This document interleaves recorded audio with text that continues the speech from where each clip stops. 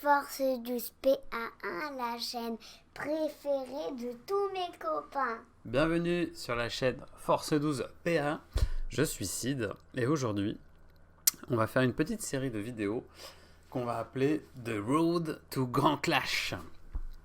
Alors déjà, merci à tous de nous retrouver sur la chaîne Force 12 PA1. Donc ça fait bien longtemps là que j'avais rien posté, tout simplement parce que voilà, j'ai plus trop le temps, déjà ça prend vous savez, hein, ça prend beaucoup de temps de monter, de tourner, et en plus de faire des rapports de bataille, ça prend facilement une bonne partie de l'après-midi, donc c'est toujours dur de trouver des gens dans mon entourage qui soient dispo. Alors, The Road to Grand Clash, qu'est-ce que c'est? Alors, il y a des grands clashs qui sont organisés partout en Europe, donc beaucoup en Angleterre. C'est très très compliqué d'aller au Grand Clash à Nottingham parce que c'est pas facile d'accès, ça coûte cher. Si on y va en avion, voilà, c'est une galère. En voiture, il faut une semaine pour y aller. Enfin, Nottingham, c'est vraiment au cœur de l'Angleterre, donc c'est vraiment pas facile du tout d'y aller. Et il y a quelques mois, on a vu sur Tabletop Tournament qu'un grand clash s'organisait en Allemagne. Donc je vais vous donner le nom, ça s'appelle le Grand Skirmish Germany 2019, donc c'est dans la ville de Herford en Allemagne. Donc on s'est un petit peu chauffé avec les copains de Paris pour se dire ah ça serait cool, on y va, qui c'est qui est chaud, blablabla. Bla, bla, bla. Finalement on est une petite team, une dream team de Parisiens et de gens de banlieue parisienne à faire le voyage. Donc je crois qu'on est 8-9, je ne sais plus exactement le chiffre total. Voilà, donc une petite équipe. Alors Herford, pour vous situer ça sur une map, donc c'est au sud-est de Düsseldorf et de Dortmund. C'est juste avant Hanovre. Voilà, et je crois que de Paris c'est à peu près à 7 heures de route. Alors c'est une ligne droite, donc on s'est dit que c'était plus simple d'aller à Herford depuis Paris que d'aller au fin fond de l'Angleterre. Alors, à l'heure où je vous parle, il y a combien d'inscrits? Hey, écoutez, il y a 80 préinscrits et en inscrits total 55, donc je pense qu'on sera 64, 65, un truc comme ça. Donc c'est plutôt pas mal. Donc c'est sur 2 jours, c'est le week-end du premier week-end là, de décembre, le 30 novembre, 1er décembre. C'est sur 2 jours, top 16 le dimanche. Donc on va voir un peu tous ensemble qu'est-ce qu'on fait, comment on y va, avec quoi, comment, quelle bande choisir. Et on va voir ça ensemble. On va commencer par le choix de la bande. A tout de suite pour le choix de la bande.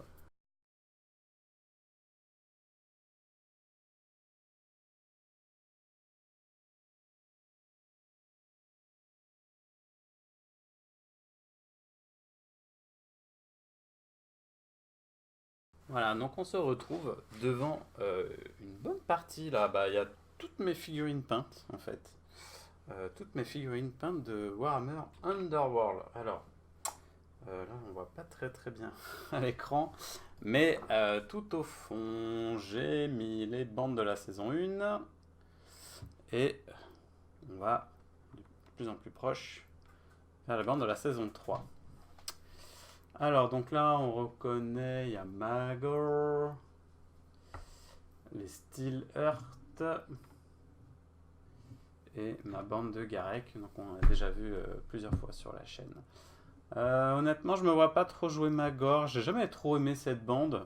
Steel Earth, c'est pareil, je pense. Maintenant, il y a les nouveaux Stormcast là dans la boîte de Red Fane qui sont sortis. Je me vois pas trop jouer Steel Earth, mais après, moi, je suis le genre de mec à troller. Hein, donc, si je me, pourquoi pas? Pourquoi pas? Moi, en fait, là, le premier critère là qu'on va regarder tous ensemble, je vais être honnête avec vous, c'est la peinture. Parce que je sais que je vais pas finir premier, je vais pas finir top 16, mais si je pouvais y aller avec ma plus belle bande, pourquoi pas? Et il y a une bande que j'ai pas trop mal peinte, c'est Mescaven.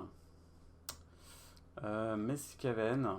En plus, je pense, à l'heure actuelle, c'est vraiment bien. Mescaven, jouez-les, c'est cool. Bon, les orques, on passe vite fait. Orc nain, malheureusement, non, Ça sera un gros nom. Euh, non, je me vois pas. Pas d'idée là, pour le coup. Pour les nains et les orques, j'ai pas trop envie de tryhard. J'ai ma garde sépulcrale aussi qui est pas trop dégueu. Ma garde sépulcrale, pourquoi pas. Garde sépulcrale, on verra plus tard, mais peut-être pour le dimanche, on verra. Alors Zench, j'ai jamais joué la bande pour être honnête. Ça c'est, j'ai peint la bande pour un copain, j'ai pu récupérer la bande. Ça m'évite de peindre les miens et j'ai jamais vraiment joué la bande. Et je pense qu'il faut être un dieu vivant de Warhammer Underworld pour la maîtriser. Donc j'ai pas trop le courage de ça. Mais Gobelins, c'est du tabletop plus. Pareil, je les ai peints, j'étais en vacances, je me suis pas trop pris la tête. Ils sont corrects, mais bon voilà quoi, je gagnerais pas un prix de peinture avec.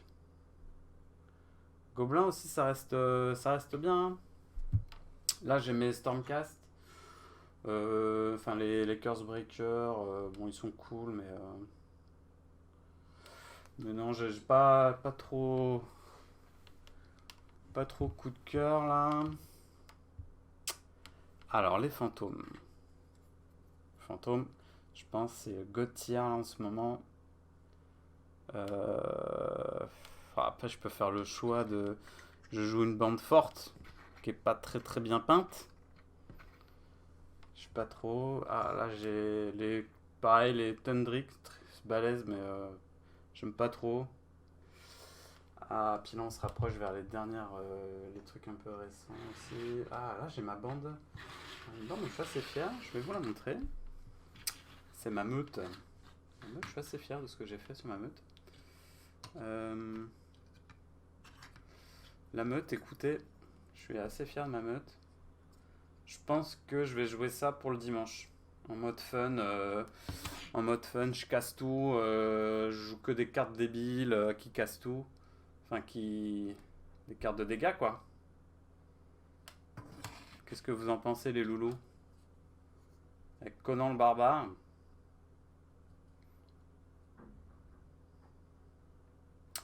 Écoutez, je pense qu'on va jouer la meute le dimanche avec un deck aggro. On va pas se prendre la tête. Comme ça, si on est éliminé vite fait, on va pouvoir partir. Il me reste les ghouls. Alors les ghouls, je les ai peints là pendant les dernières vacances. Quand elles sont sorties, j'ai fait du vite fait. Parce que ma fille, elle était malade. Je me suis pas trop pris la tête. Pourquoi pas la ghoul, jouer la ghoul. Mais à mon avis, il va y avoir beaucoup de ghouls en Allemagne. Il me reste le Moloch. Alors le problème du Moloch, c'est que c'est pas moi qui l'ai peint. C'est un copain à moi qui l'a peint pour moi. Vous pouvez voir qu'il est magnifique, mon Moloch. Je pense que je vais jouer Moloch, hein. C'est ma bande la plus belle à l'heure actuelle, là. On peut voir la lumière, là, c'est ouf. Ouais. Ouais, bah écoutez, parmi tout ça, je pense qu'on va rester sur le Moloch. Si j'ai envie de le tryhard. Déjà parce que bah, c'est ma bande la plus belle, hein, donc si je veux essayer de tenter de gagner un truc, bah, ça sera avec ça. Et en plus Moloch, là, c'est parti dans les oubliettes de la méta. Et il y a moyen que ça devienne bien. Voilà. Donc on va partir sur Moloch pour essayer d'avoir la peinture. Et le dimanche, on part sur la meute fanatique. Ça vous va, les gars? De toute façon, vous n'avez pas le choix. C'est moi le patron. Puis bah la goule. Bah la saison 3, qu'est-ce que je vais peindre en saison 3? Pour l'instant, peut-être rien qui me dit. Peut-être les culs en note. Enfin bon, bref. Allez, on va se voir pour le deck.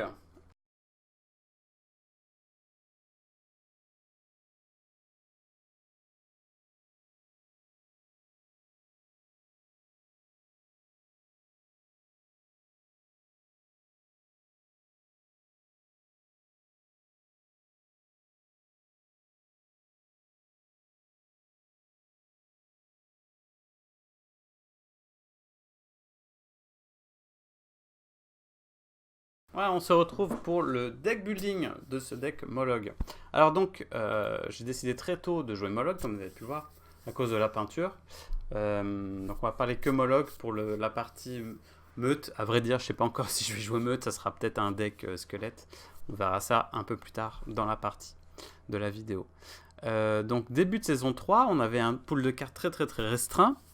Et moi j'ai remarqué que le tome des offrandes n'était pas banni. Et je me suis dit, bah, il y a peut-être moyen de faire un deck, un Mollog un peu burné. On met Bags of Tricks, on va chercher le tome des offrandes avec, on l'équipe sur Mollog et là, on fait du carnage, on fait 2 points de gloire par kill. Alors malheureusement, j'ai testé, ça n'a pas très bien marché, à vrai dire, je me suis fait ouvrir par tout le monde. Pourquoi? En fait, ça reste très vulnérable, c'est écrit gros sur le front de Mollog que je vais faire ça en fait, et du coup mes adversaires ont très vite ciblé Mollog. Alors je pense que je jouais pas très bien non plus. Résultat, Mollog mourait très vite sans avoir pu vraiment rentabiliser la combo Bags of Tricks. En fait, parce que déjà, il faut le point de gloire pour équiper le Bags of Tricks, il faut déjà avoir pour pouvoir chercher une autre carte. Tout ça à mettre en place, c'était un peu long, c'est un peu laborieux. Il n'y a pas beaucoup de pioches, Bon, ça marchait pas très bien, pour être honnête, c'était pas folichon. Je finissais dans les limbes en point de gloire. C'était pas fifou. Alors j'ai demandé de l'aide à Gloin, qui m'a gentiment aidé. Il m'a dit, écoute, pour moi, Mollog, il n'y a qu'une façon de le jouer, c'est en Catophrane. Je me suis dit, what, Catophrane, ça m'a l'air compliqué et tout, parce que ils ont perdu quasiment tout leur... En fait, maintenant, vous savez, on est limité en nombre d'objectifs. Vous allez m'aider, les objectifs qu'on score immédiatement, là. Les immédiats, on va les appeler les surges maintenant. Bref, il y en a un paquet qui sont partis, bababi, bababa, ça me l'air d'être compliqué, donc il m'a gentiment aidé, on a fait une liste Mollog Catophrane qui m'a séduit, je vais être honnête, c'est pas mal, par contre c'est très compliqué à jouer. C'est super dur parce qu'il faut savoir, il y a des parties où vous allez mettre tout sur le Bad Squig, le mettre en garde une fois qu'il a 3D de défense, qu'il est exalté, donc avec ses 3D de défense, vous le mettez en garde, bah, il est quasiment increvable. Et voilà, et vous envoyez le Mollog au casse-pipe, c'est lui qui va vous ramener vos points de gloire en scorant les arpenteurs, en scorant les paris risqués, calculés, les trucs comme ça. Soit il faut mettre les tomes sur Mollog et jouer fond de cours. C'est pas mal, c'est un gameplay un peu tricky, un peu dur à jouer. Moi ça me plaît parce que du coup ça sort de l'ordinaire. L'inconvénient c'est que ça manque un peu de pioche. Alors j'ai fait des tests sur Paris, j'ai fait des tests contre des joueurs. Il y a du plus, il y a du moins. C'était hyper intéressant. C'est hyper intéressant en fait. C'est pas, je sais pas si on peut appeler ça un contrôle, mais c'est un deck Mollog, ouais, mid-range, je sais pas trop comment un Mollog Cato quoi. En fait, ce qui sauve un peu le deck, c'est qu'ils ont sorti une carte. On va essayer de la retrouver ensemble, vous et moi. Vous savez, c'est une carte qui dit que si vous tenez un objectif, donc c'est une carte qui se trouve dans ça, je crois. Tac. C'est un... Ah, désolé, je perds du temps. Je vais chanter une chanson en attendant. Je perds du temps pour trouver cette carte. C'est chercher frénétiquement.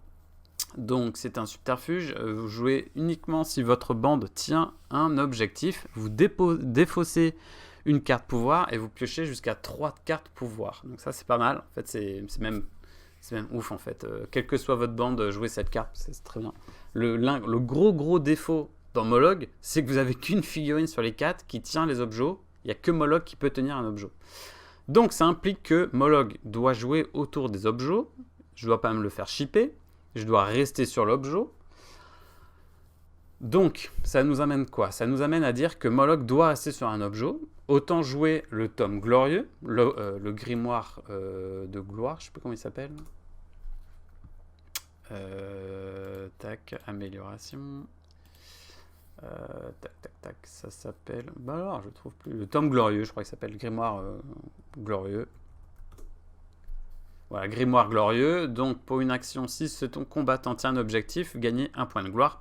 Placez alors un pion charge près de ce combattant. On rappelle que si Mollog est exalté, il peut avoir 2 pions de charge. Donc, potentiellement, ça vous fait 2 grimoires glorieux par tour si Mollog est sur un objet. Et enfin, il y a vous savez, l'éveil, là, la carte qui est sortie dans... dans Power Unbound, qui nous dit que il y a embrasement de l'âme. Donc si ce combattant est exalté, il ne peut plus perdre son exaltation. Donc ça, clairement, nous on veut que notre Mollog soit exalté pour pouvoir faire 2 tomes glorieux par tour. Donc go mettre cette carte, embrasement de l'âme. Et la dernière carte que je pensais, c'est le subterfuge qui s'appelle Vision, je sais plus quoi. Dans quel truc elle est déjà?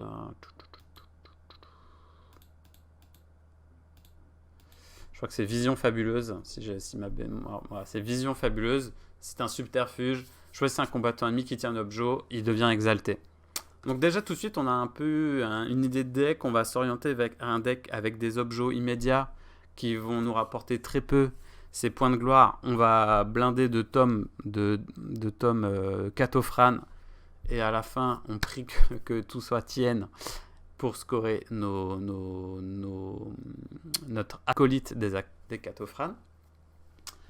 Mais finalement, 10 jours avant le grand clash, on nous annonce la sortie d'une surprise, personne s'y attendait. Donc il y a les loups qui sortent. Donc ça, on s'est dit, ok, cool. Games Workshop nous sort une nouvelle bande, soit. Alors déjà, moi, ça nous embête tous parce qu'il y a un match-up que je ne vais pas connaître. Si je vais rencontrer en Allemagne des joueurs qui jouent loup, ça me laisse que très très peu de temps pour assimiler leur match-up, qui fait quoi, quelle carte ils ont. Donc ça, c'est très compliqué. Donc ça, déjà, on part avec un handicap. Mais là où il y a un gros handicap, c'est que Games Workshop sortent un gift pack. Et dedans, ils ressortent des anciennes cartes éditées. Ça, c'est pas cool. Games Workshop, c'est pas cool. Parce que, grosso modo, ça bouleverse tout. Il y a de nouvelles cartes qui arrivent, des trucs forts, des trucs pas forts. Évidemment, on pense au rebond. Alors, moi, je vais jouer un deck contrôle. Bah, ouais, moi, j'ai tout de suite envie de jouer rebond. Enfin, sur Mollog, ça a l'air d'être pas mal. Il y a El Spectral qui revient, couvrir à la distance, une distraction, sachant que j'ai le cri du prédateur plus distraction, ça me fait 2 push ennemis, c'est vraiment pas mal. Et il y a quand même des cartes assez cool. Du coup, on a dû revoir tout. Et on s'est dit, bah, en fait, notre gameplay, il va pas changer. Mais on va garder plus ou moins la même idée de deck pour arriver à cette version-là que je vais vous afficher tout de suite. Si je la retrouve. Voilà. Je vais vous la mettre à votre écran, vous aussi. Voilà, donc ça sera cette version-là que je vais jouer en Allemagne. Donc, on a cette base de Surge que je vais vous dire. Donc, on a Bold Conquest. En gros, il faut que mon leader fait une charge et qu'il tienne un objectif. Objectif, c'est ce qu'on veut. On prend. J'ai Gathering Momentum. C'est un Surge hybride. Il faut que je fasse une charge action qui finisse à 5x de distance. Bah, franchement, j'ai un Squig qui vole. Et on va mettre l'aile spectrale. Comme ça, si Mollog meurt, bah, je peux quand même scorer ça avec un Squig. Trop bien. J'ai Beyond Mortal. Il faut juste... Alors, c'est pas un Surge, mais c'est un truc qu'on score facilement. C'est Beyond Mortal, donc c'est un truc hybride. Il faut juste que une figurine ait 8 PV. Ah bah, Mollog, il en a 7, donc je lui équipe un plus 1 point de vie. J'ai 8, voilà, je peux scorer ça. C'est débile. J'ai Shortcut. Bah, Shortcut, tout le monde connaît, donc il suffit juste de faire une confusion ou une téléportation, ça score 1. J'ai les deux Burst of Speed et Arpenter. Donc les deux sont restreintes, mais ça, pareil, c'est trop bien. Puis je suis la seule bande du jeu quasiment à la faire naturellement, donc faudrait être fou pour pas les jouer. J'ai Solid Gain Solide et Opening Gambit. Bon, ça, c'est les grands classiques. J'ai Catching Up, donc c'est rattrapage en français. Si la bande adverse a plus de points de gloire que moi, je score 1, ça va arriver. Honnêtement, il y a des match-up où je vais partir je vais galérer de fou, notamment contre Ghoul qui score à l'infini, donc ça va être très compliqué. Et j'ai risque calculé. À risque calculé, alors il ne faut pas la scorer avec Mollog, puisqu'on a dit que Mollog, en gros, il va rester sur un objet, il ne va pas bouger. Mais la seule figurine chez moi qui peut scorer cette carte, c'est le Mushroom. Donc honnêtement, le risque calculé, si je pouvais trouver une autre carte, ça m'arrangerait. Et enfin, on finit avec Combination Strike. Donc c'est en français, c'est je m'en rappelle plus. En gros, il faut scorer 2 immédiats lors de la phase d'action précédente. Et la dernière, c'est To the End. Il faut que toute ma pioche de deck pouvoir soit vide. Donc on va piocher. Alors, pour piocher, on a le Bags of Tricks plus Spark of Sentience, c'est le truc de conscience, je sais plus comment ça s'appelle, hein. Truc de conscience. En gros, vous équipez ça sur, par exemple, le Stalax Squig. À chaque fois que le Stalax Squig, il va faire une fois l'action du Bag of Tricks, ok. Et en réponse, je vais piocher une carte. C'est trop bien. Donc, genre pour 1, vous piochez 2. En pioche de cartes, on a dit qu'on avait la chercher frénétiquement. Et on a surtout le Esprit Vif qu'on va équiper sur le Mollog. À chaque fois qu'ils vont taper Mollog et que ça ne le met pas hors de combat, en réponse, je pioche une carte. On passe tout de suite au subterfuge. Donc j'ai les 2 push, j'ai Cri du Prédateur, la distraction. J'ai les 2 sorts qui me permettent de scorer, vous savez, la téléportation, le shortcut. Donc c'est Shadow, Step et Confusion. J'ai la pioche avec la recherche. J'ai de quoi faire chier les decks objo. Donc j'ai le Restless Prize, vous savez, c'est la push de 2 cases d'un objo. Et j'ai le Mischievous Spirits. Donc c'est le truc qui déplace de 1 tous les objets. À mon avis, ça, c'est pas... parce que maintenant, tout le monde a tellement des push de partout, les fantômes, les gobs, les machins. Bon. Mais à mon avis, il faut quand même la jouer, parce que si ça peut niquer une suprématie, moi, c'est cadeau. Hein.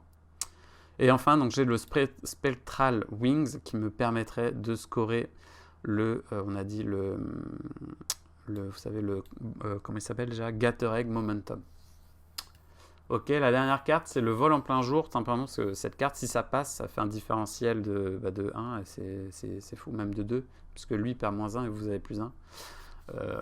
Donc ça, c'est bien. Franchement, contre certains match-up où on sait qu'on va à peu près scorer le même nombre de points, si cette carte passe, ça me met trop bien, en fait. Donc ça, c'est ouf. Et en plus, ça peut vous savez, il y a le dans le pack Gift Park, je crois, il y a un subterfuge qui dit ah bah tiens, tu viens de me faire ton rebond, non, je joue cette carte, c'est un sablier le dessin, je me rappelle plus le nom. Tu me fais ton rebond, bah non, ton rebond il passe, tu vas me relancer le jet. Et ben en fait, je me dis le gars il va penser 95% que je joue rebond, donc si je lui joue un vol en plein jour, il va se dire putain, je le laisse passer parce que j'ai pas envie de le niquer mon contre. Je préfère niquer son contre, le rebond. Et en fait, je joue pas rebond. C'est ça le brain. En fait, je ne joue pas rebond, j'en ai pas trop besoin. Parce que l'idée, je veux pas qu'il me tape. Donc je vais tout faire pour ne jamais être au corps à corps. Hein, parce que clairement, vous pouvez, moi, dans mes objets, faut que je tape personne. Moi, je tue personne. Je vais tuer que si j'ai pas le choix, clairement. Et je vais tuer, par exemple, les ghouls. Je vais cibler tout de suite les ghouls qui peuvent parvenir à la ville et celles qui tapent fort, donc les ghouls à 3 PEV. Voilà, je vais. Alors, par contre, taper, j'ai toujours peur du rebond, donc à voir. Mais ça sera que des attaques chirurgicales. Bon, je m'écarte du sujet. On va revenir aux améliorations. Donc, le tome glorieux, on a vu, hein, c'est tout le principe du deck. On veut le faire 2 fois par tour. On a le quick learner, c'est la pioche. Potion Grace, on la garde parce que si Mollog meurt très vite dans la game et que je dois quand même scorer des arpenteurs, je fais ça sur mon bas squig, je fais 2 moves et ça me permet de scorer. La potion constitution, ça augmente les points de vie du Mollog. Donc j'ai 2 cartes de up de PV, donc j'ai la force, j'ai l'endurance accrue et le tome de vitalité parce qu'on veut que Mollog il ait 8 PV. J'ai le Blazing Soul pour éveiller Mollog. Et enfin, donc j'ai mes 2 cartes, j'ai même mes 3 cartes de pioche. J'ai Bag of Tricks, Spark of Sentience et Quick Learner. Donc tout ça, c'est pour permettre de scorer to the end. Voilà, donc c'est mon deck allemand. Je sais pas, franchement, honnêtement, je peux pas vous dire que je vais faire top 16, mais je veux faire que des games intéressantes qui se jouent à un poil de cul Et voilà, moi je trouve que c'est plus sympa d'y aller et d'essayer de sortir un peu de l'ordinaire et d'y aller avec ce genre de deck, un peu tricky à jouer. Voilà, de toute façon, le but de ce Road to Grand Clash, c'est que je vous ferai des lives, je vous ferai des petites vidéos de l'ambiance du trajet avec les loulous. Comme ça, je vous tiendrai informé de mes avancées. Juste pour finir rapidement, donc le deck il score 1, 2, 3, 4, 5, 6, 7, 8, 9, 10, 11, 12, 13, 14. Donc il score que 14 plus, 14 plus les tomes glorieux, plus le Daylight Robbery, plus voilà, ça peut faire du 16-17 si tout se passe bien. Voilà. Écoutez, merci de m'avoir suivi. J'espère que le format va vous plaire. C'était un peu homemade, on va dire. J'ai fait ça un peu à la débrouillade. N'hésitez pas donc à nous rejoindre sur la chaîne, à vous abonner, et notamment sur le groupe Facebook Warhammer Underworld France, où c'est là où je vais poster toutes nos aventures lors du prochain week-end pour ce grand clash en Allemagne. Je vous retrouve très vite. Ciao!